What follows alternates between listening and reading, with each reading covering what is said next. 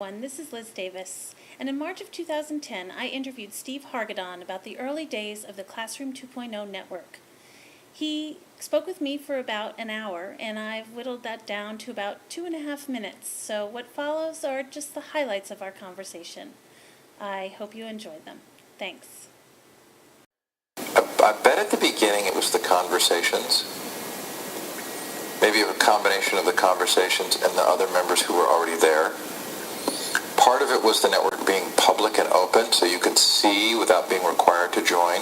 So you could see who was there and what they were doing, and you didn't have to join, but it let you see what was taking place, so maybe that was a little bit of an inducement overall, and more of a positive.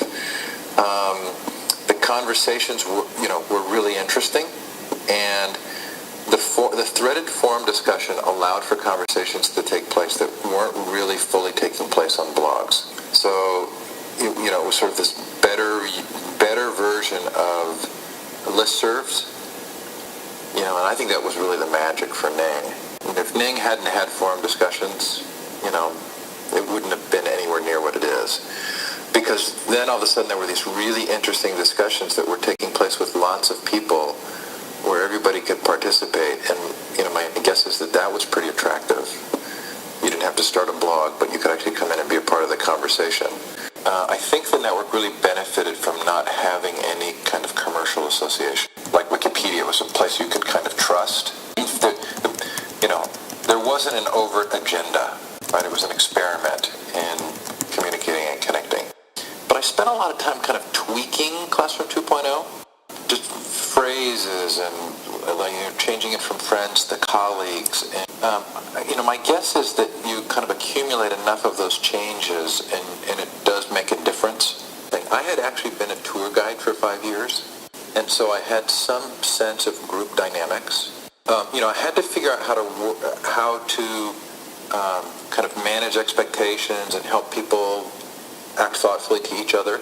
And so I've thought personally that there's that sense of nuance to what's really going on that helps distinguish a network creator or moderator who's able to sort of manage the personality of the network.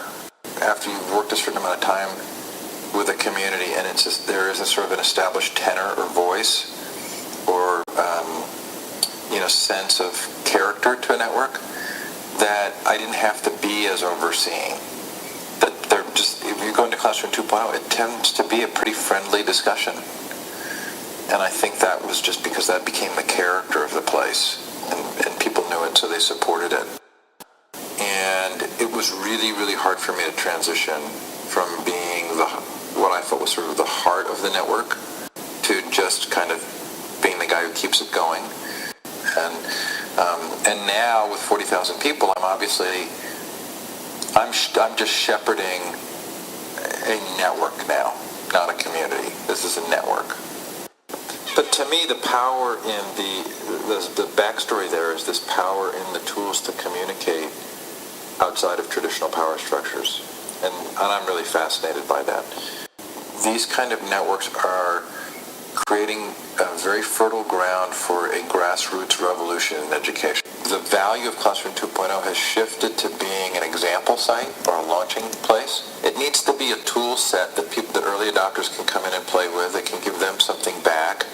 They can get some visibility and notoriety. They can get some strokes back. As long as it's a place where a beginner can come and sign up and actually see that there's value in social networking and education, then Classroom 2.0 has done its job.